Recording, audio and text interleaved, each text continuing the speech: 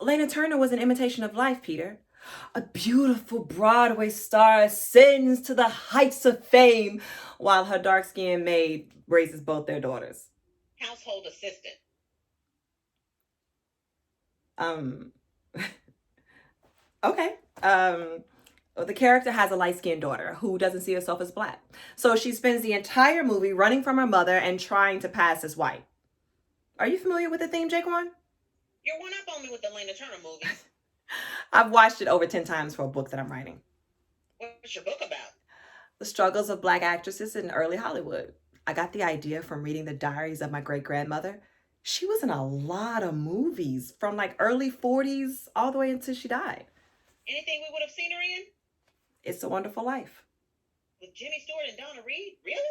Who was she? The household assistant. Maids, butlers, and chauffeurs. Early Hollywood could have done a lot better with the roles they gave our black talent. My great grandmother playing a maid wasn't the problem. Domestic work graduated a lot of doctors. It was the lines they gave her character to read and how they wanted her to deliver them. Is that the scene near the end? Everyone rallies around George and donates money to stop him from being hauled off to jail, right? That's it. I tried to warn you.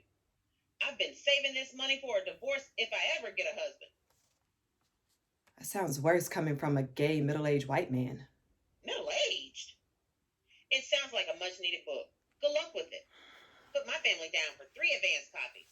Add me to that list. They will be waiting for you at the book signing. It's going to be fantastic. One thing that's so great about running your own bookstore is that you can schedule the book signing before you finish the book. Nice.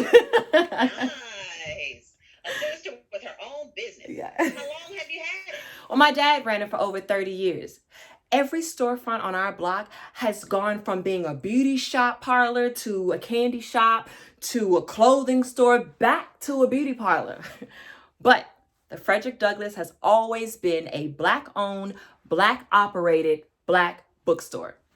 I'm loving all that black. He passed away 3 years ago and I just couldn't close it. I used to spend a lot of days inside the Frederick Douglass.